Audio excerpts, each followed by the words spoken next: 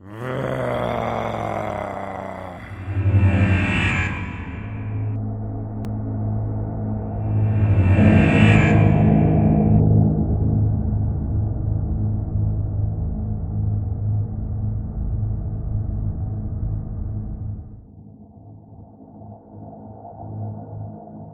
and welcome to the 30k channel dedicated to games set in the Horus Heresy. I'm your host, David Brains. And look who we've got in the studio today. We've got four gentlemen all the way from Newcastle and Darlington. Don't forget Darlington. Some of you should... Yeah, exactly. Some of you remember Derek and Ian. We've seen you previously. Yeah, that's right. Derek with your Spaceballs and Ian with your Custodes. Custodies, yeah. Some Custodes, yes, sorry. And then on my left, I've got Ed and Alex. Good morning, gents. Morning. Now, I've got a special treat for you. Derek has been writing a scenario furiously to bring you a series of games. And this is the first, we're going to film the first two games today, yeah.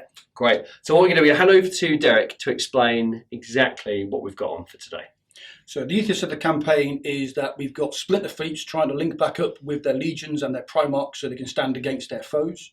At this moment in time, they've identified a planetoid, which is referred to as Sector 139. And in this sector is supplies and resources for their fleets so they can take those supplies and take them to the war effort. Yes. So that's the overall ethos. So initially, the first couple of games are going to be minor confrontations between the factional groups as they board the facility, and then from there the game will escalate from those scenarios and build up to a 2v2 at the end of the 5 games. So what factions have we got involved? So to begin with, I've got my Imperial Fists. I've got my Space Wolves. I'm Night Lords. And I've got Death Guard. Great stuff. So it's a classic Loyalists and Traitors.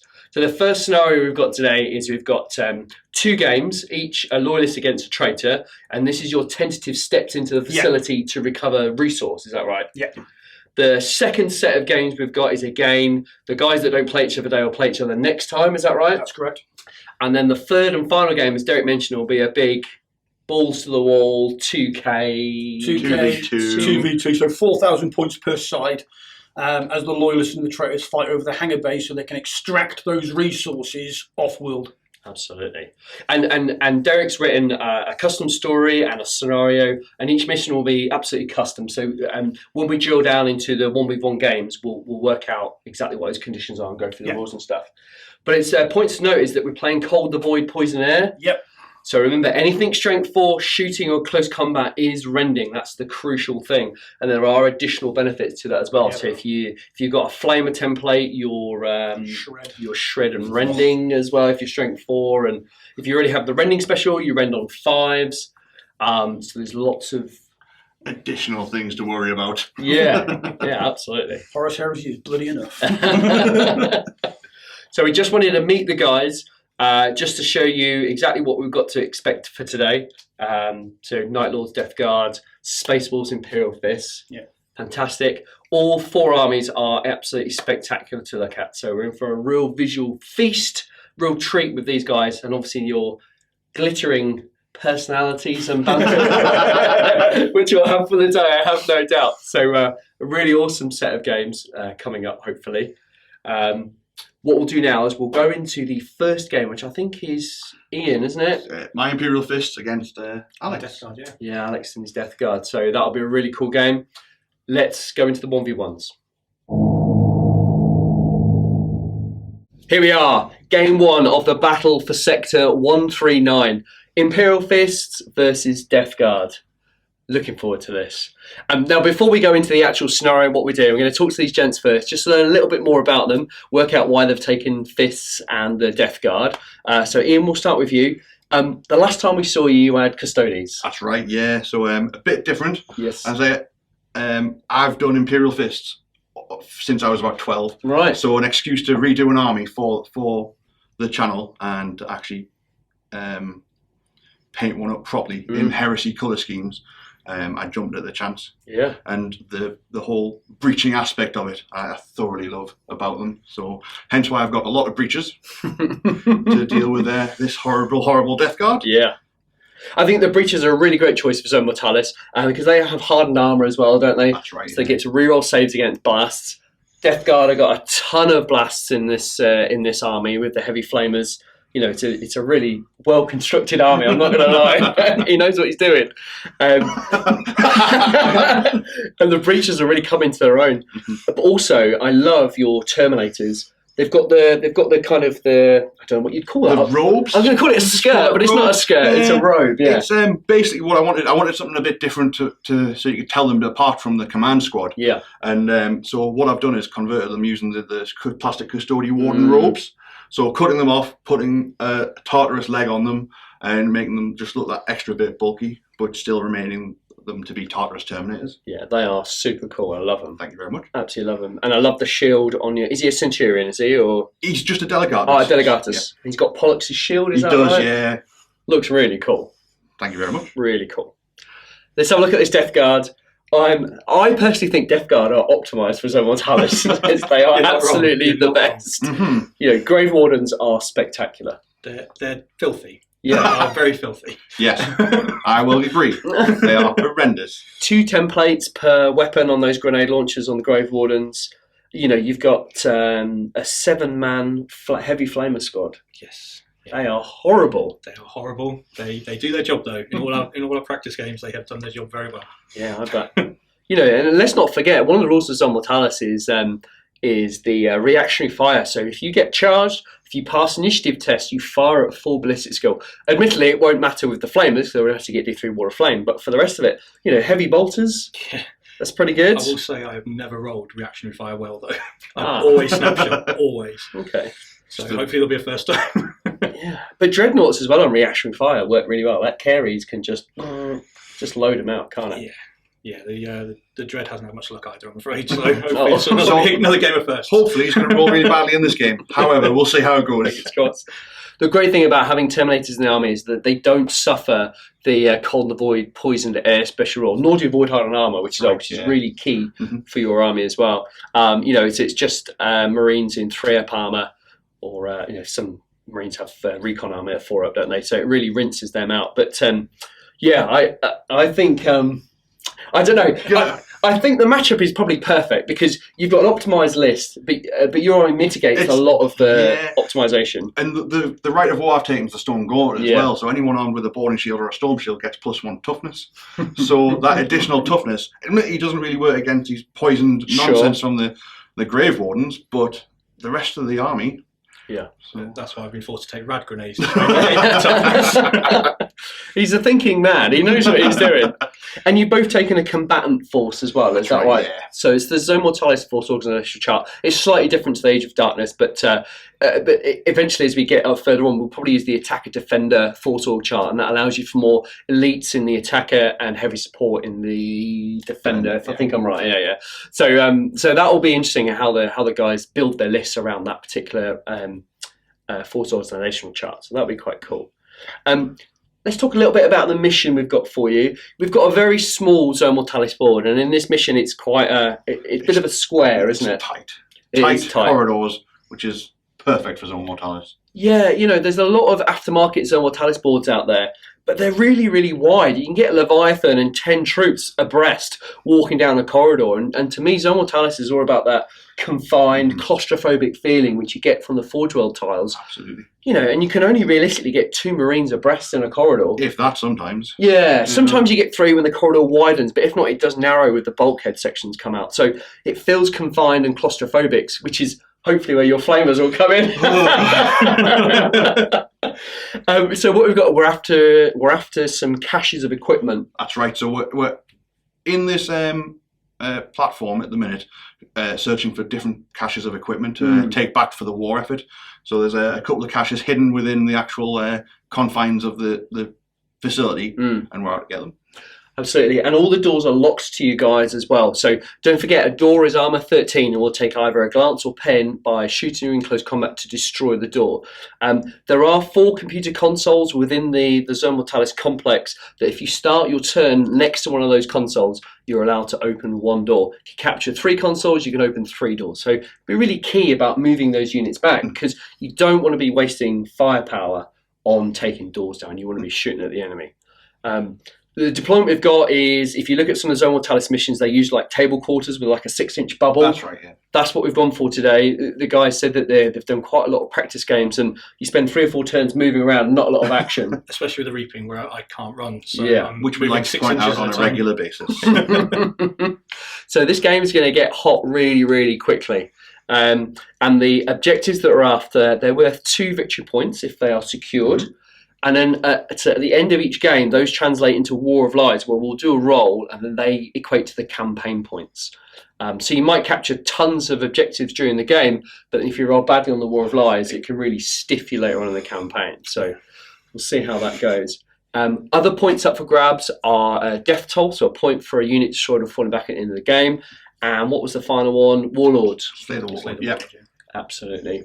And we are going to keep the Warlord traits for the duration of these 3 games for each of the HQ units. So that'll be quite interesting how that works out. And we've also picked them as well. I personally don't think you should roll for Warlord traits, because I think you can build an army around a Warlord trait. I think it gives a personality to the Warlord a Yeah. lot better, so you've got an idea of like who he is and what he's. So, for example, mine's a Child of Terror. So he's obviously from Terror. He's been brought up and then obviously fought through the campaigns around the area. And those rerolls of 1 in combat are good. They do help, yes. Absolutely. And Filthy. what have you got, Alex? I've got Master Technician, so my Warlord can redeploy one of his units after everything else has been deployed. Hopefully get one of the dirty units in a better position once I find out where the Iron Fist is hiding. Yeah, and that's really key as well, because if you commit a unit to go down a certain route early on in the game, they can spend the whole game just going down that different route, and they very rarely see action. So the ability to fool your opponent into a false sense of security and then switch up a unit, and put the most vulnerable target against that enemy. So that'll be a really good one to watch out for.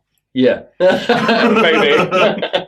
It'll be really good. And then when we go into game 2, the board is going to be completely different, as if the 4 factions are fighting in different parts of the ship, and eventually they will converge on one point, and then they'll go at each other later on as the campaign develops.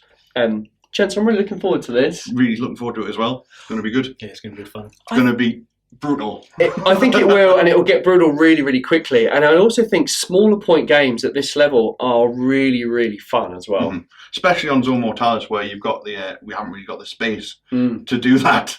But obviously, yeah, because if you commit the wrong unit against the wrong unit, you are screwed, and you need to think really carefully about where you're going to commit and how quickly. And so we shall see. We'll see how it goes. Looking forward to this. Let's drill down into their list, work out exactly what they've taken, and we'll see at the beginning of turn 1. 1,000 points of Imperial Fists, using the Stone Gauntlet Rite of War, led by a Delegatus with the Child of Terror Warlord trait. Imperial Fist HQ is Delegatus Arxus, equipped in Tartarus Plate Terminator armor, equipped with a Vigil Pattern Storm Shield and a Mastercrafted Power Sword. Accompanying the Delegatus is a 4-man Tartarus Terminator Plate armored command squad, 3 with Vigil Pattern Storm Shields and Thunder Hammers, and the Banner Bearer with a Power Axe. First Imperial Fist Troops choice is a Breacher squad with boarding shields, void hardened armor, with 2 melter guns within the squad, and a sergeant armed with a Thunder Hammer. Second Imperial Fist Troops choice is a 5-man tactical support squad armed with Volkite Calivers. Third and final Imperial Fist Troop choice is a 10-man Breacher squad with void hardened armor and boarding shields, 2 melter guns, and a sergeant with a Thunder Hammer. 1,000 points of Death Guard, running the Reaping Rite of War. The Delegatus has the Master Tactician Warlord trait. Leading the Death Guard, a Delegatus, Matthias Tide. He is armed with a Power Maul and Bolt Pistol. He has Artificer Armor and a Refractor Field.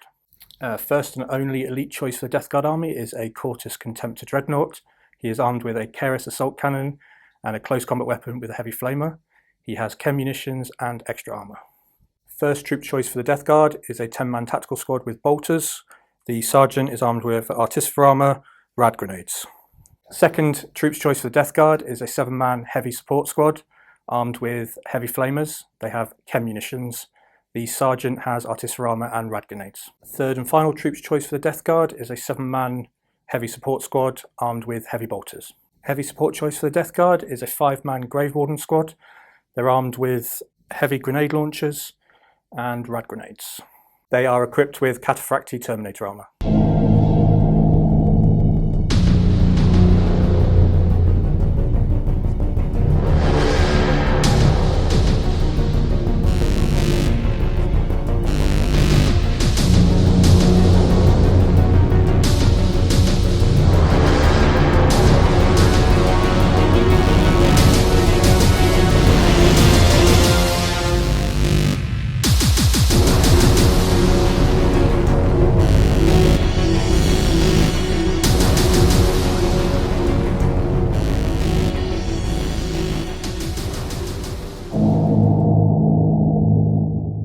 Ian, Alex, we're deployed, yes? That's right, yeah, everyone's all deployed now. So it's now my turn to see if I can seize the initiative from Alex, Go for it. which I don't. Okay. So good news, turn 1 for the Death Guard. So, good game. See how it goes. Okay, turn 1 movement for the Death Guard. The Warlord has used his trait to move the Dreadnought up a bit closer. The Heavy Flamer unit has moved through the open door, cleared out by the Dreadnought, and moved up to support. The Tactical Squad is remaining where it is, having used the console to open the door in front of the Dreadnought. The Heavy Bolter and Grave Wardens have moved up towards the objective on the right-hand side of the board.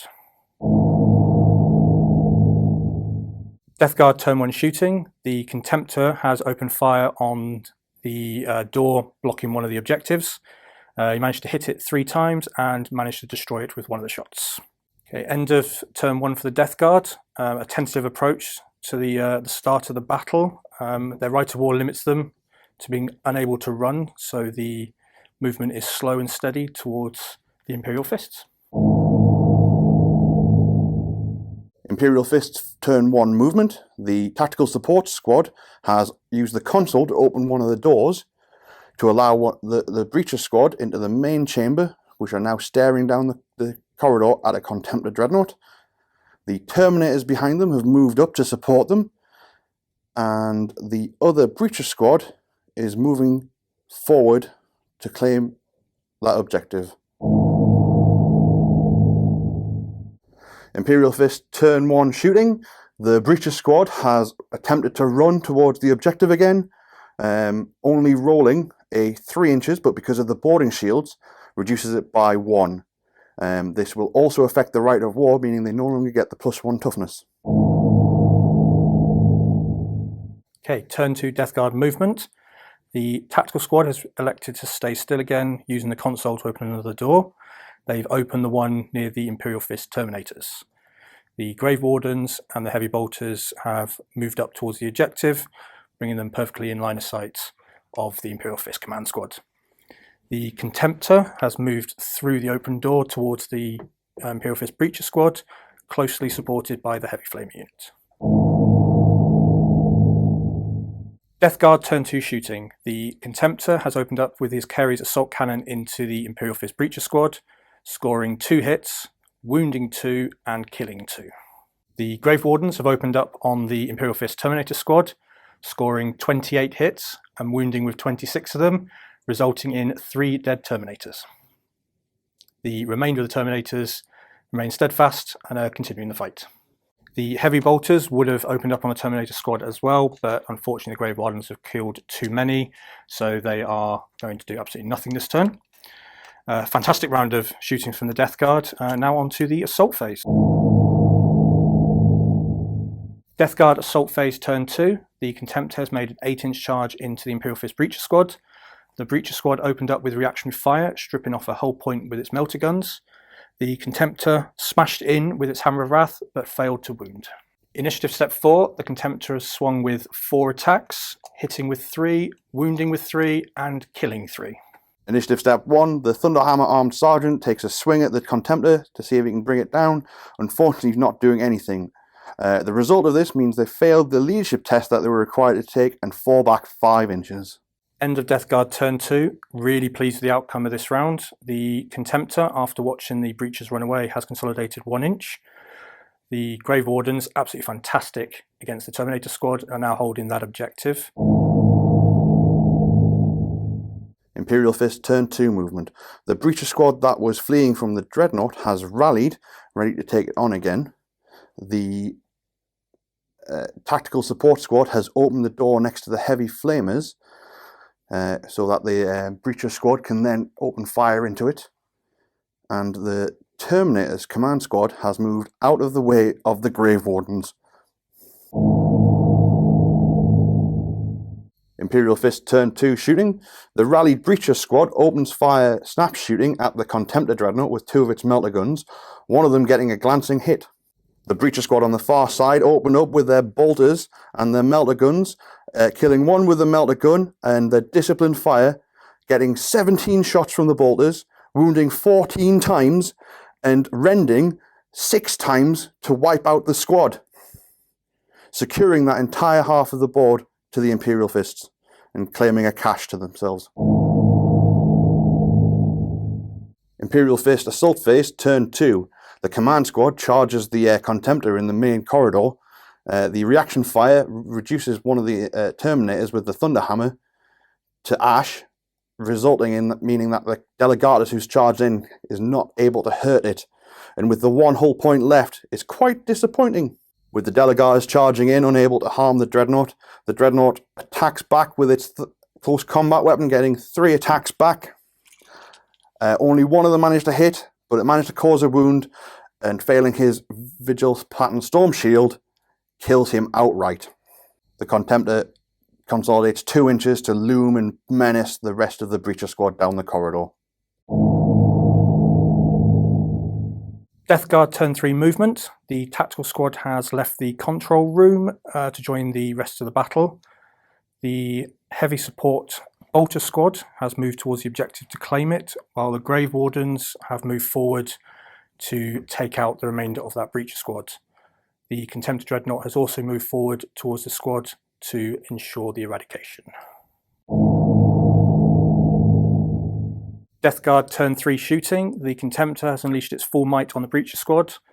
The Flamer doing absolutely no damage, but the Kerry's assault cannon taking out the Thunderhammer, which is brilliant news. Grave Wardens open up on the Breacher squad, scoring 19 hits and 19 wounds, but the Imperial Fist makes some brilliant saves and only 2 die. The Heavy Bolter squad opened up on the remaining 2 Imperial Fist Breachers, only snap shooting because they moved, but they still managed to gun down one of them, causing the remaining Breacher to flee, and because of the nowhere to hide rule, ran straight into the door and was gunned down.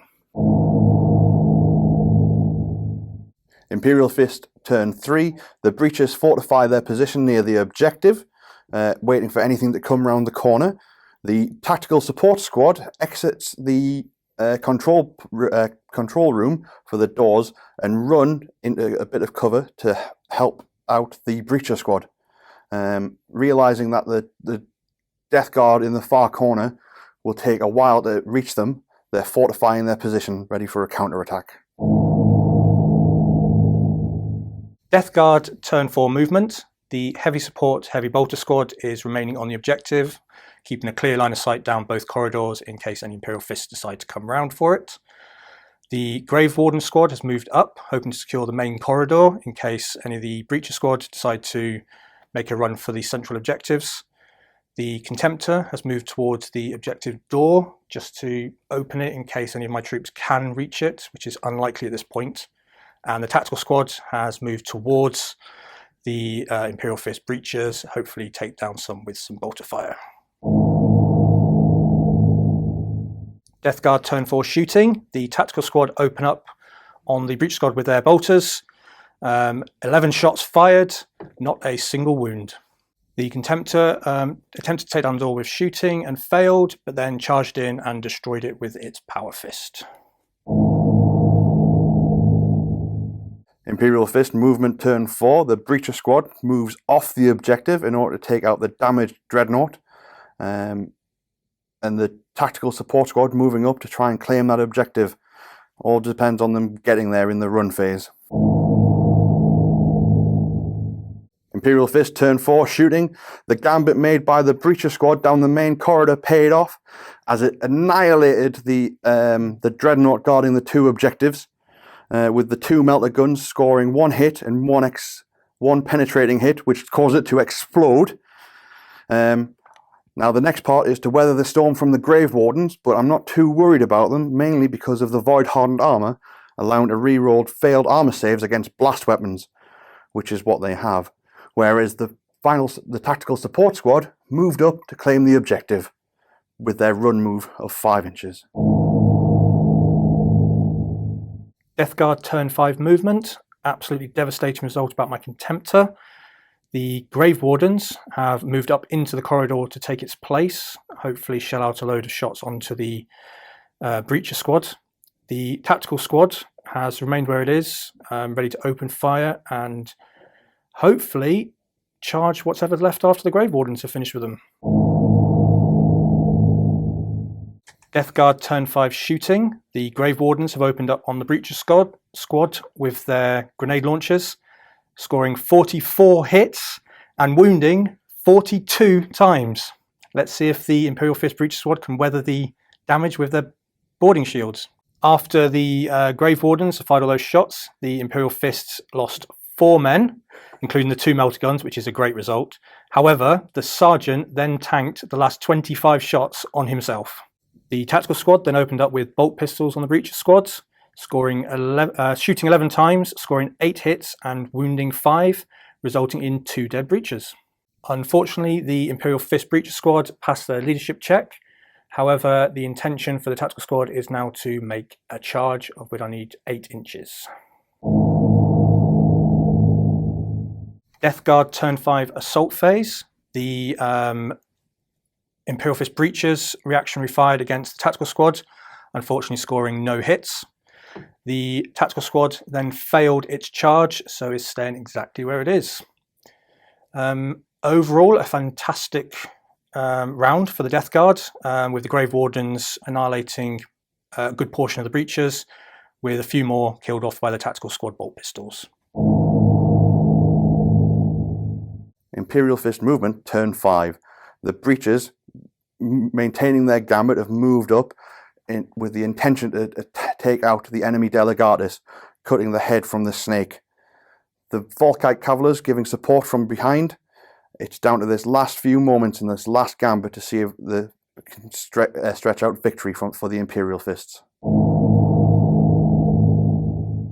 Imperial Fist turn 5 shooting. The Volkite support squad have opened up onto the tactical squad with a fantastic round of shooting. The Wrens from the Cold of the Void rule killing 3 of them, and the excess wounds from the Deflagrate causing another 2 wounds, killing another 2.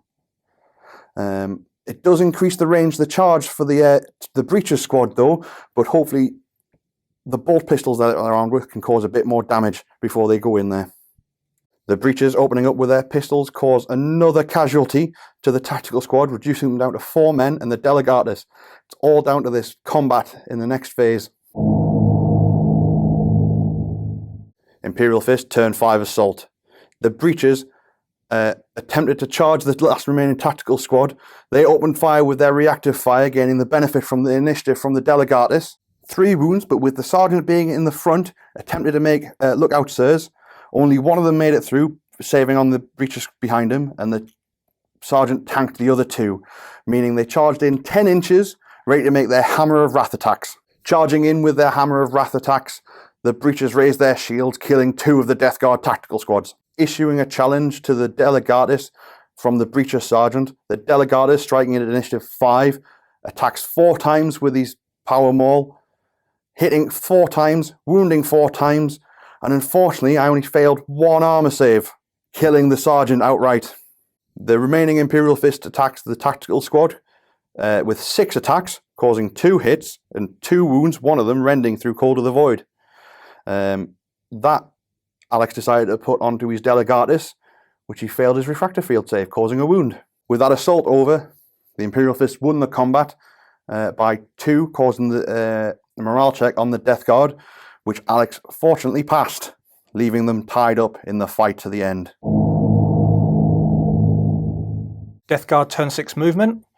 Absolutely devastating turn from the Imperial Fist, nearly wiping out my entire tactical squad. The Grave Wardens have moved up onto the objective, using their implacable rule to secure it.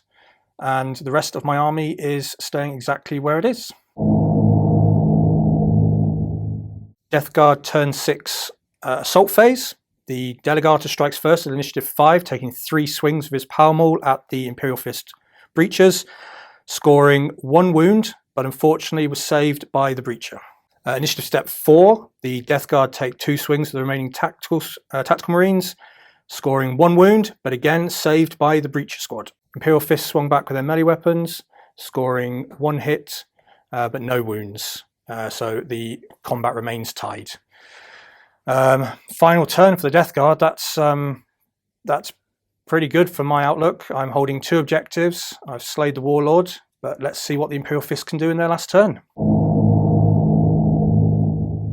Imperial Fist turn 6. The tactical support squad remain by their objective, holding that cash, guaranteeing it for the end of the game. And it's just down to this last combat with the Delegatus to see if it can do some damage and claim an extra victory point.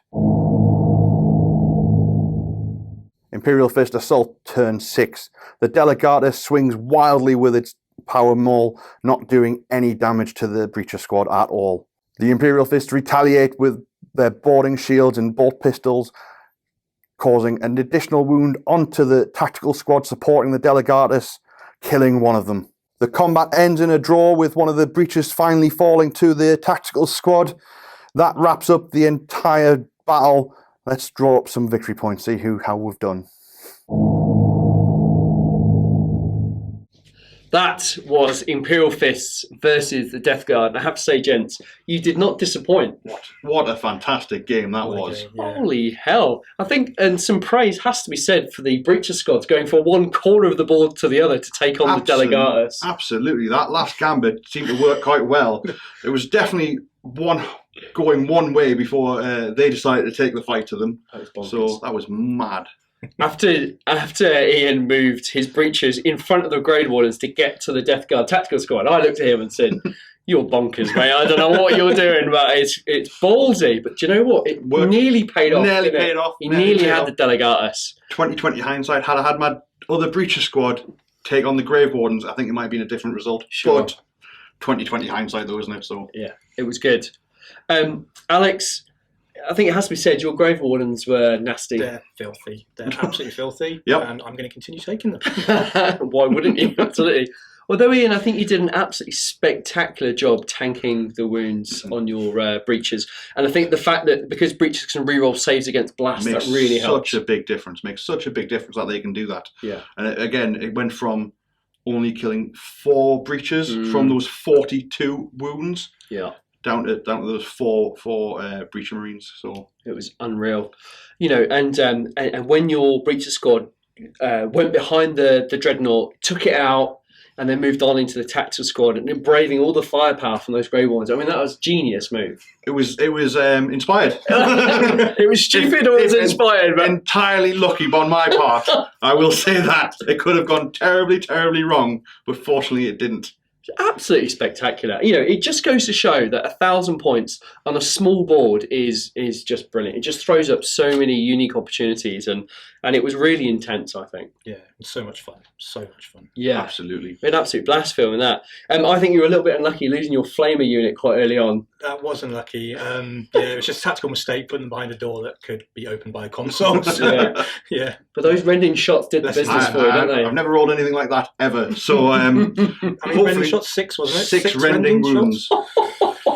Well, they were from bolters as They well. were from bolters. So So you got the bolter drill, or so what's it called? disciplined fire. Disciplined fire. So they're getting the +1 ballistic skill from all bull weapons, so hitting on 2s, Mhm. and then obviously with the Call of the Void, the rends on the 6s just. Yeah.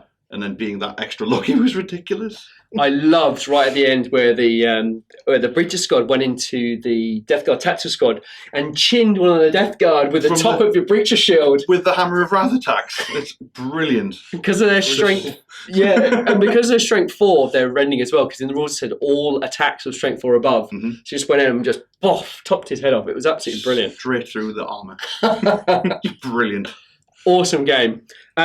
I think you're itching to find out the results, aren't you? The Death Guard did an absolutely spectacular job of the heavy bottle unit securing one of the cache of weapons on your side of the board. Yeah. And then those Grave Wardens, after wiping out virtually half of the Imperial Fist, A lot, yeah. they went on to claim the cache in the middle of the board with their I can't remember, not Relentless, it's Implacable Advance. Yeah. So great work there. So you scored 2 victory points per cache, that puts you on 4. Your death toll took you to 7, and then 1 for the Warlord, which was 8. So you ended up on 8. So great result for the Death Guard. Ian, a valiant effort. You scored 1, so that's 2, and then 2, 1 for your death, and 2 for your death toll. Yeah. Sorry, so That's 4 total. 4 altogether. If only I got that Delegatus, Yeah, it would have Only really helped. would have done it, but unfortunately, just the way it works. That's brilliant. A really spectacular game. You've both brought back a unit to talk about, so let's start with the Death Guard. What you got? Well, the obvious choice would have been the Grave Wardens, but I mean they're so dirty and filthy. It's not something you can put out in front of you. So I've got to go with the Contemptor. And not feel guilty about And not it. feel horrendously guilty. So I've gone with the Contemptor. I mean, he did a fantastic job securing the main corridor initially, holding off the Breacher squad and the remaining Terminators, and then actually taking out the Delegatus as well, which was fantastic. So yeah, he hasn't done well in previous games. So the fact he did well this game was a relief. Definitely worth mentioning, yeah. He did so well. And And to be Ian, fair, there's only one unit that I could have even brought out. That Breacher squad, which decided to take action into its own hands, yeah, and advanced after killing off the Heavy Flamer squad, advancing up the corridor, taking on the Grave Wardens for a start down that corridor, surviving a hail of fire from them, and then assaulting into the tactical squad holding the Delegatus, and it's just they are definitely the squad of the match for me because they just that valiant effort that they put through. they weathered more firepower than the Terminators They did. did, yes. That's the irony of it. It's brilliant.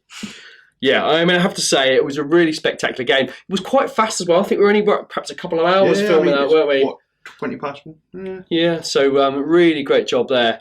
And don't forget, we are going to see these guys twice more after today's game as well.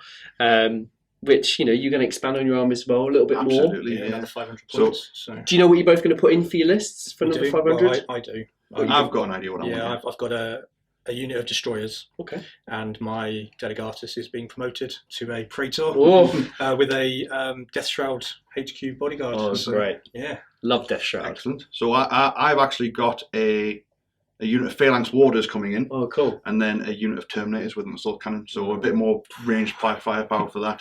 Yeah, So that'll be fantastic. be interesting to see how they play.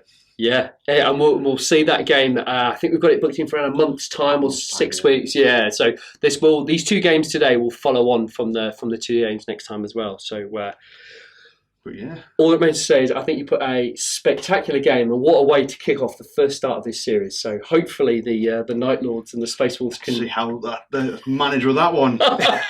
We're going to build a different board because let's not forget we're assaulting the same complex but in different areas. So we're going to go for a different feel. Might go for a longer board rather than sort of a fatter board, which we've done today. Yeah, let's see what happens. See what happens. Yeah. Great game, guys. Brilliant. All right. Thank you. See you in the next one. See you later. We're back. Game 2 of the battle for Sector 139. Yep. Wow. The first one produced some amazing results, gents. You've Yeah, got your it work did. cut out, I think. Yep.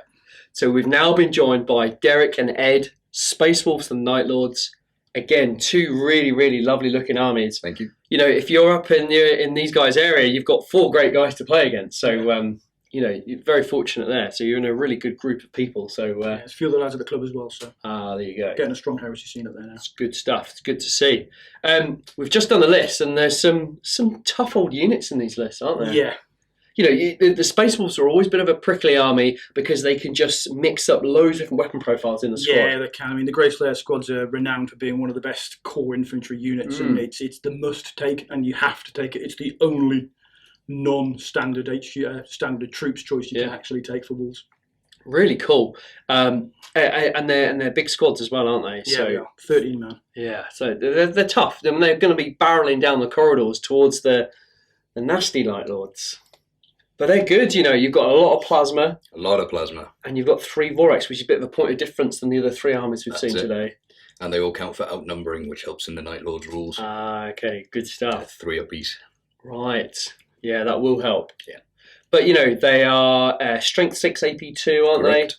they? They've got a lot of shots coming in. Yeah, they are. Did you take the biocorrosive? Or can I you not? didn't. I couldn't afford it at this Ah, point okay. level.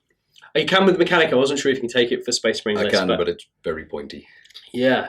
But, you know, Strength 3, but you've got, 4 shots a gun. So 8, 16, 24 shots plus the lightning gun. And preferred enemy if my Pravian gets a shot off. Jeez Louise. We shall see. We need those 5s to win, eh? Hey, when you roll enough dice, That's what it's all about. It's all about the dice, isn't it? Exactly right.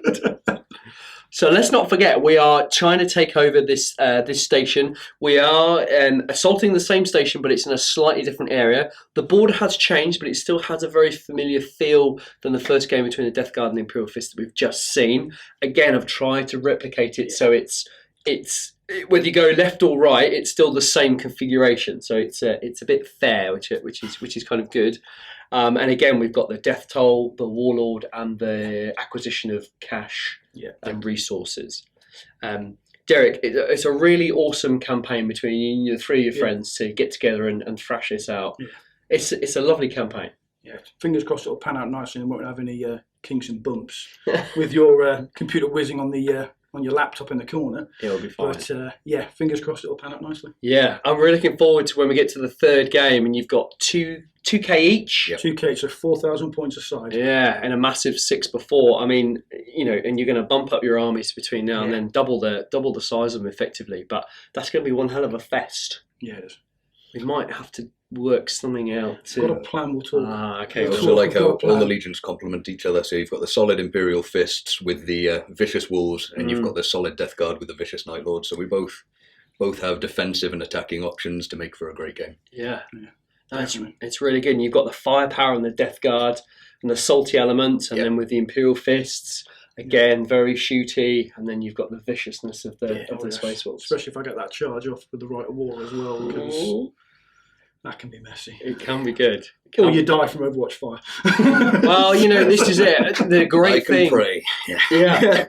It's that cold in the void that takes a toll on armies. You know, if you're rolling those 6s, you know, units just obliterate before your eyes, and then before you know it, you've 1 inch less on that charge, and you're done for, aren't you? You're stuck out in the open. So yeah, we'll see. See how it all pans out.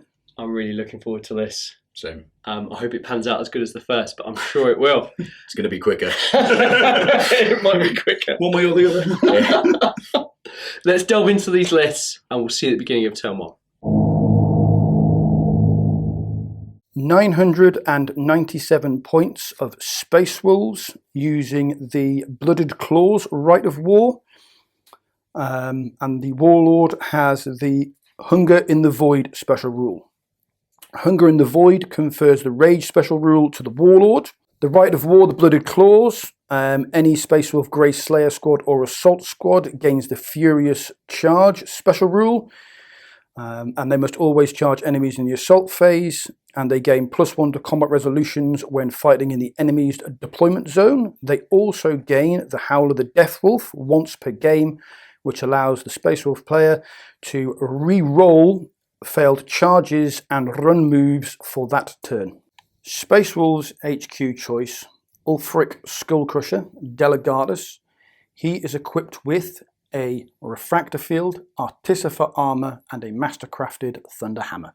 First Elite's choice is a Legion detachment of 2 Apothecaries. Each has their standard equipment of the Narthesium, Bolt Pistol, and additional close combat weapon. Space Wolves' second Elite's choice is a Contemptor Quartus. It is armed with 1 close combat weapon and 1 Dreadnought Chain Fist, and is equipped with extra armour and 2 melter guns. First compulsory troops choice is a 13-man unit of Grey Slayers.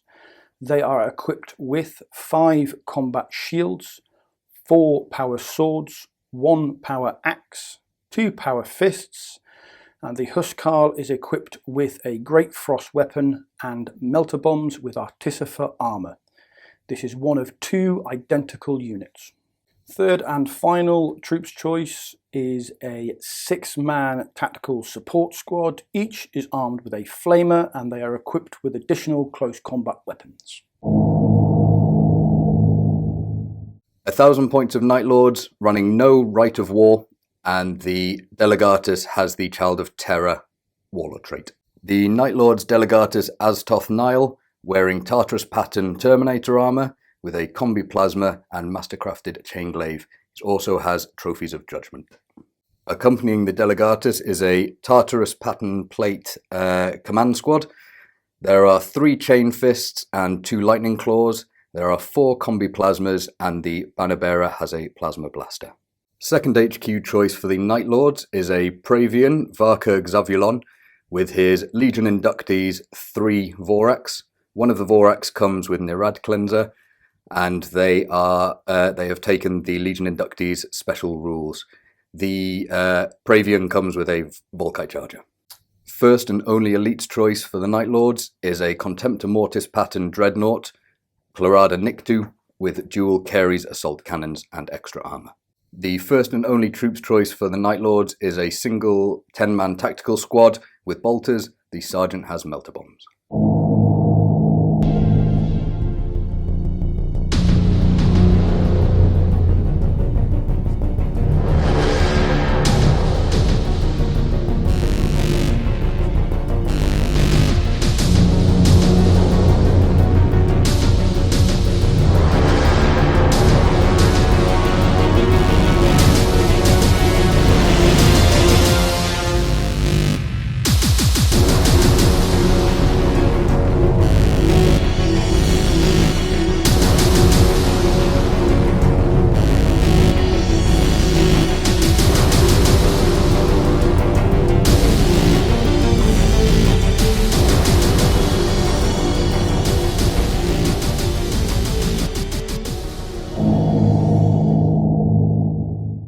Derek, Ed, we're deployed and ready to go. Yep, all There set is- to go. There is a lot of models crammed into that small deployment zone, Yeah, there is. but I think it's going to get fast and furious, just as the previous game. So looking forward to it. Yep. Derek, you're going first, and Ed, you've decided not to seize. No, I'd like him to come a lot closer to me. Yeah, fair enough. All right, let's have a friendly handshake, gents. Good luck. Space Wolves turn 1. Space Wolves turn 1 movement and shooting. I have combined my run moves with my movement just to push the Space Wolves up. The Grey Slayer squad is pushed right up on the left flank with a whopping 6-inch run and +1 for Space Wolves, so it gives them a nice 7 inches. The Contemptor is going for the Hail Mary pass of going straight down the middle to put some pressure on the Night Lords. The tactical support squad with the Flamers and the Delegatus have pushed up to the command console, and the secondary unit of Grey Slayers is pushing up on the right flank, but hopefully they're going to deny the Contemptor Mortis getting any early shots onto them. Night Lords turn 1 movement. The Vorax under the command of Praevian Varka Xavulon have moved up to the right flank to repel the incoming charge of the Grey Slayers. The Contemptor Mortis has moved into position, hopefully to repel the oncoming Contemptor Cortis from the Space Wolves, and the Terminators and Tactical Squad have moved into position to support for later turns. Night Lords shooting phase turn 1. The Night Lord's Contemptor Mortis has opened up with its dual carries on the Space Wolves Contemptor Cortis, and with 12 shots hitting 12 times and causing 2 penetrates, scoring an immobilized and a shaken result. The banner bearer for the Terminator HQ command squad has opened up with his plasma blaster. Unfortunately, with 2 shots, he rolled 2 overheats and then took a wound on himself. Night Lords turn 1 assault. The Terminators attempted a charge against the Contemptor Cortis.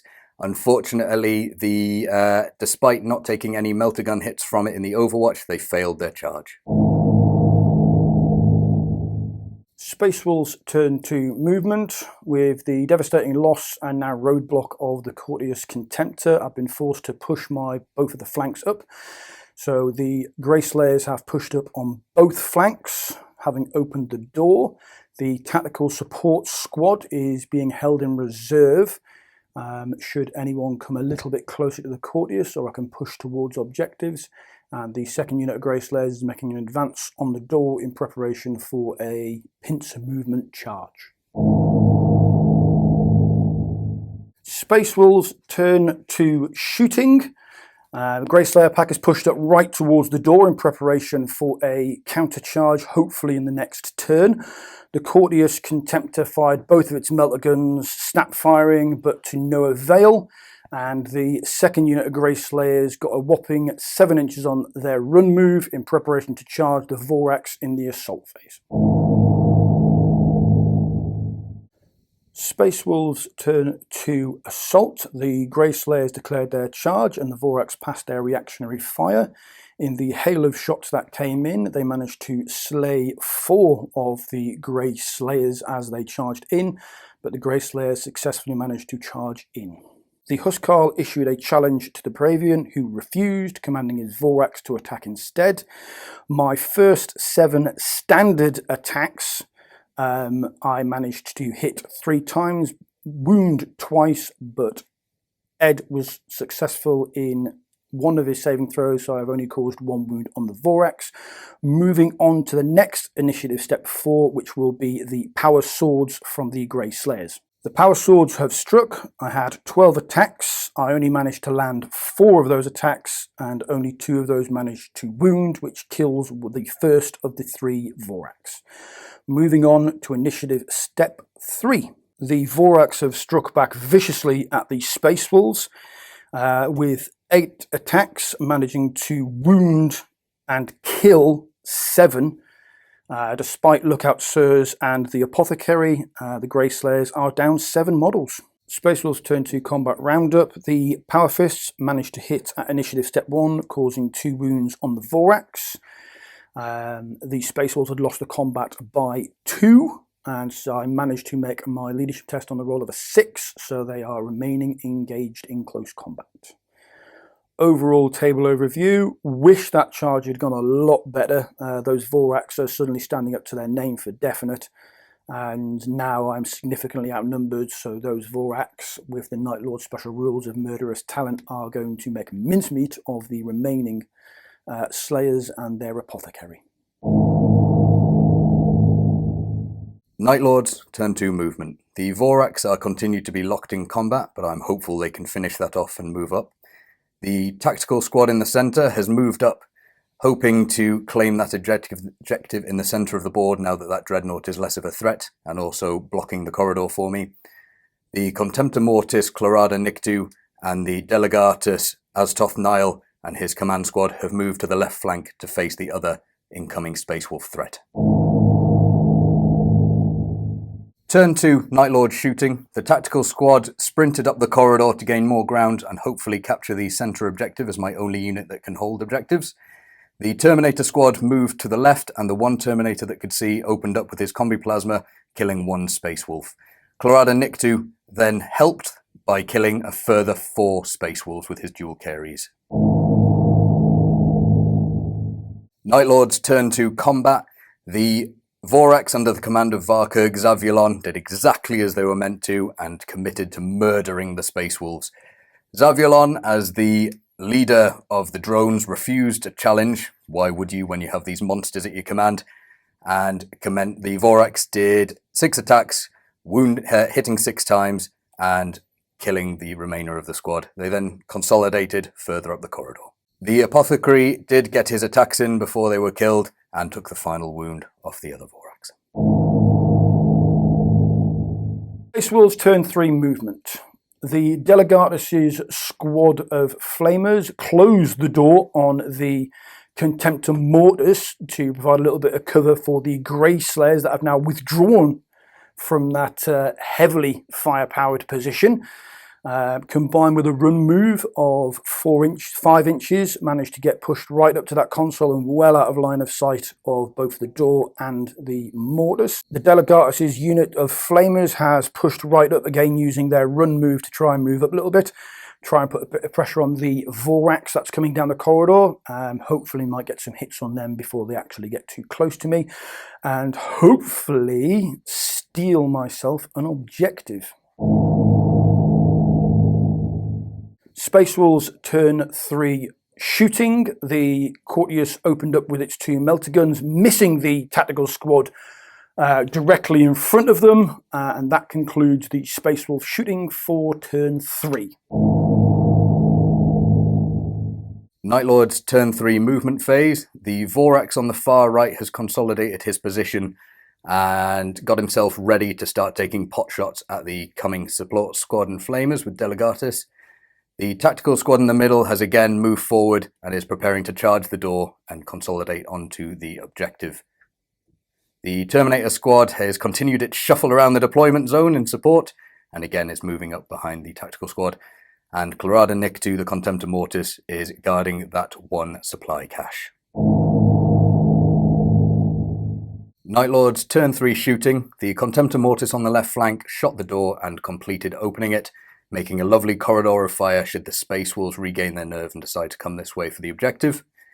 The Terminators in the centre of the board had a bit of a decision whether to fire their plasma at the Dreadnought, but eventually decided against it in case of overheats, and I will attempt to charge it in later rounds and hopefully finish it off. The Vorax on the right flank tried to position himself to take pot shots at the incoming Space Wolves, however couldn't quite see round the couple of corners. He is, however, in a great spot just to make the Space Wolf think twice about coming towards that cache. The tactical squad in the centre successfully charged, and with the melter bombs on the Sergeant, detonated the door, clearing my way to claim my first objective. Space Wolves turn 4 movement. The Huskarl has decided to call for Howl of the Deathwolf to increase and let me re-roll my run moves.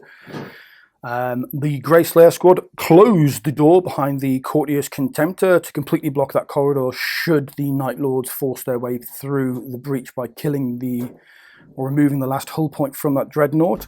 The Flamer section managed to push up to a flanking position in preparation for potentially charging the Vorax next turn.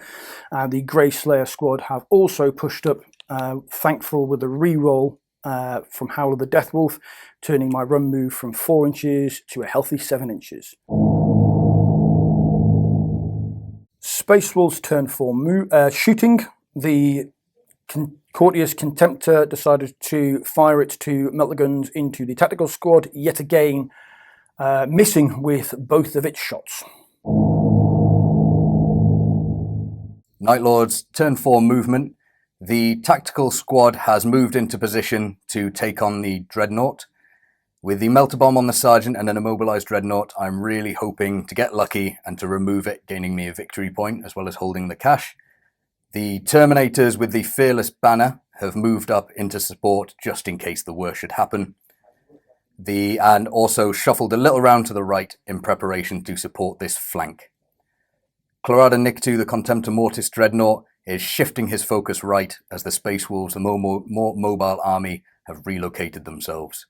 The Vorax has shuffled backwards, as I feel there is little he can do against such oncoming combat prowess. Night Lord's turn 4 shooting. The Contemptor Mortis ran and continued to reposition himself to make himself useful in the rest of the game.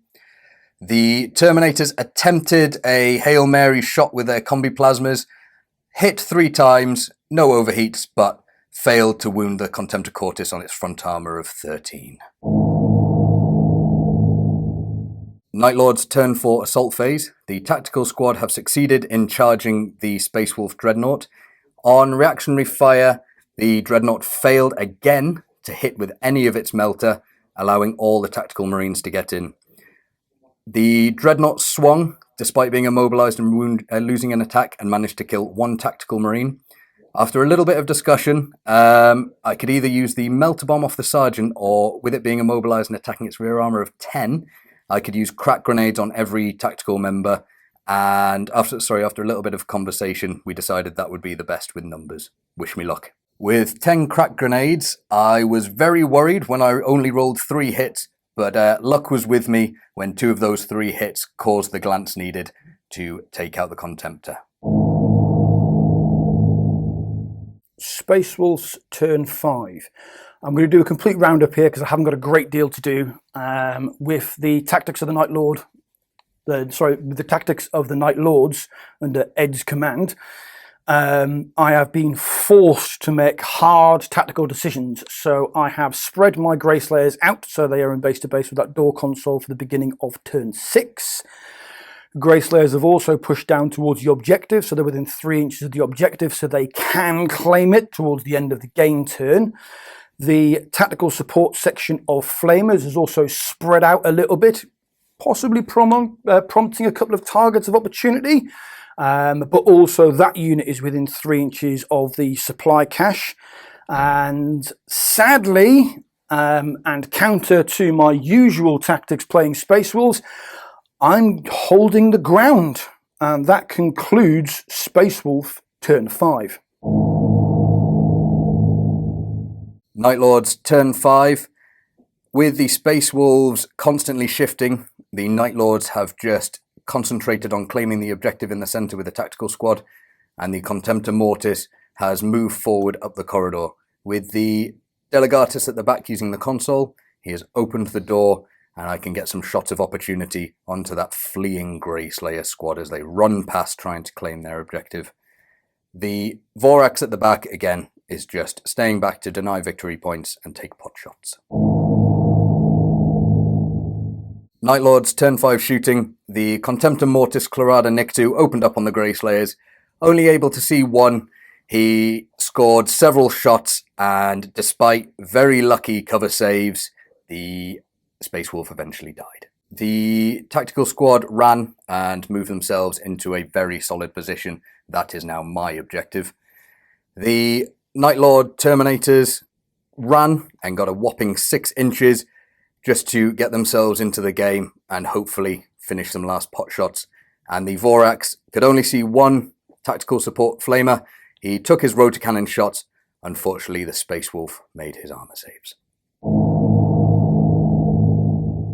Space Wolf turn 6, final turn for the Space Wolves. The Grey Slayers closed the door on the advancing Night Lords and made good their tactical withdrawal towards the objective marker. And I've sugared up a little bit closer to that. The Flamer squad have done exactly the same thing, and the Huskarl is ordering his troops to hold fast, despite biting his tongue and wanting to charge forward and rampage throughout the facility.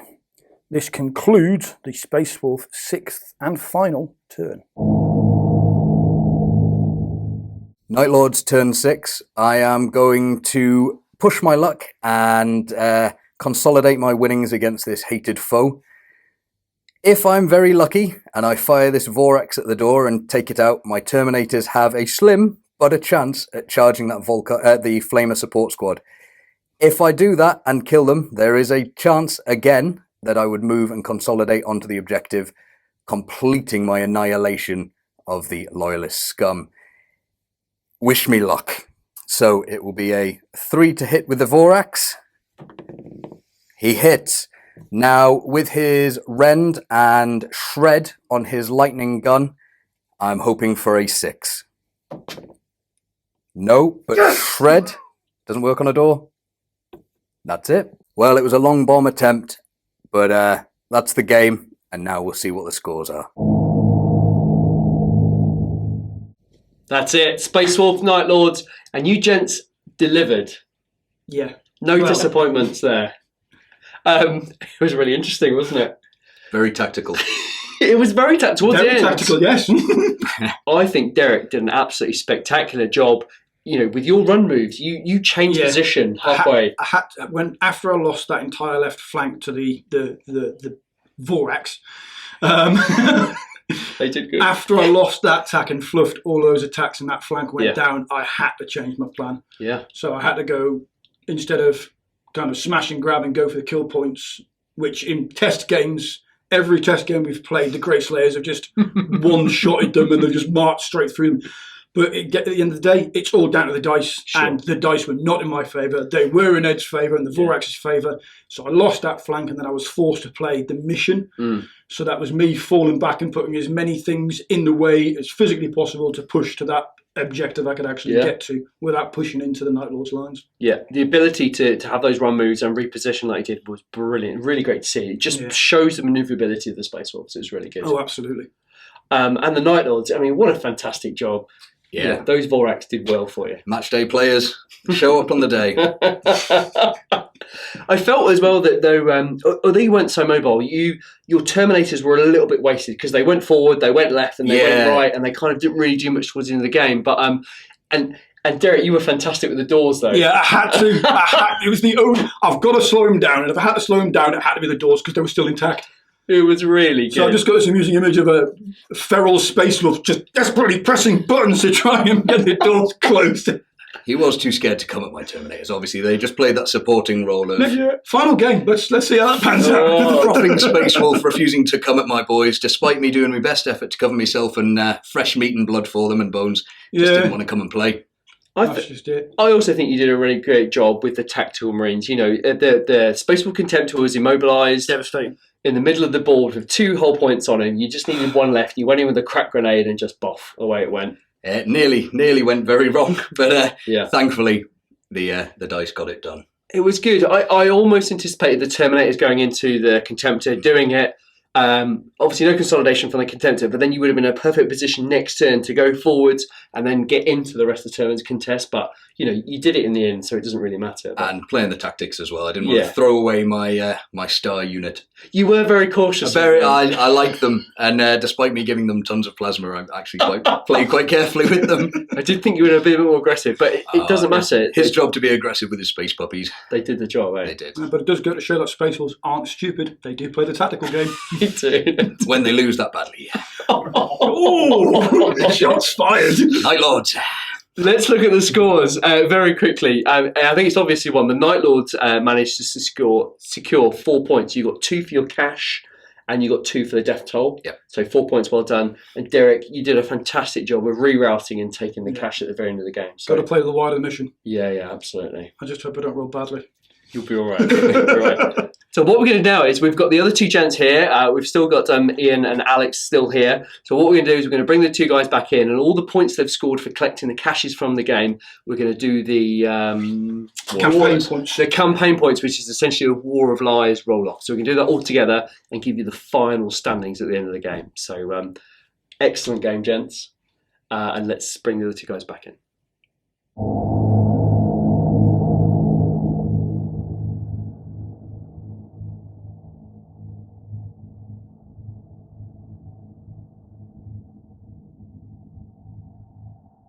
That was the first 2 games of Battle for Sector 139.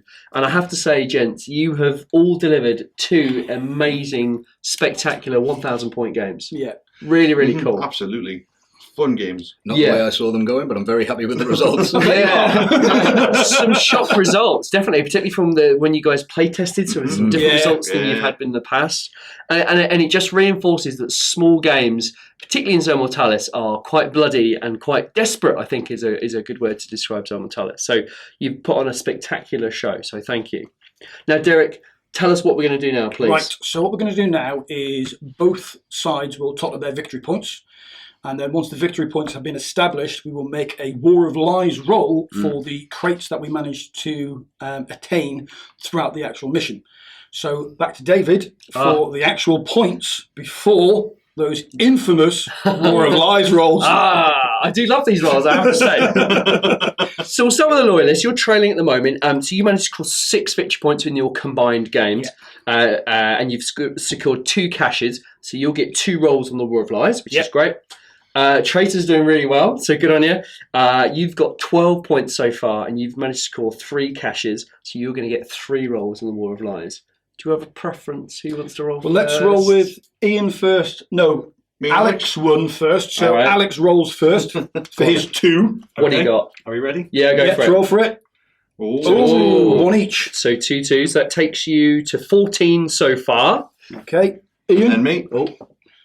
which is a 6. Ah! You fool! So minus Roll a D3. So from 6 to 3. So great work. Word lies. What do you got? Fantastic. 3, It's 2. 2 takes you to 16. I'll take that. Derek, come on. Not a 6, please. Oh, Oh, nothing. I didn't betray my own cause. Oh my god. Okay, so final scores are 16 to the traitors and 3 for the loyalists. Wow, that's Yes. impressive. Yes, it That is. is nothing short of. Fantastic. And I was under the impression the Imperial Fists were really good at logistics and supplies. Well, and, we are. We've kept them all ourselves. That's why. Oh, He's got a God. death guard in his face. That's brilliant, eh? So Derek, what does that mean for the next game? So moving on to the next stage of the mission, which will be 2 1,500-point games, again fought in Zone Mortalis. The controlling faction will gain advantage within that mission scenario, and that advantage will be that the traitors will have control of all the doors. So the traitors can move through doors freely, where the loyalists will have to breach them by force. Yes. So it's a really interesting concept now. You know, to move through Zone Mortalis unhindered is a really great benefit. So it'll really pay dividends for you in the next few games. And I think we are going to go to a much larger board for the next 1,500 point games because there'll be a few more models on the tables. And we've talked to these gents earlier about what stuff they're going to bring in the next army. So there's a little bit of painting, a little bit of modelling to do, but Bit more Yeah. stuff, but not much too much. No. Yeah. I think a couple of you got more than the others maybe, but you'll be all right.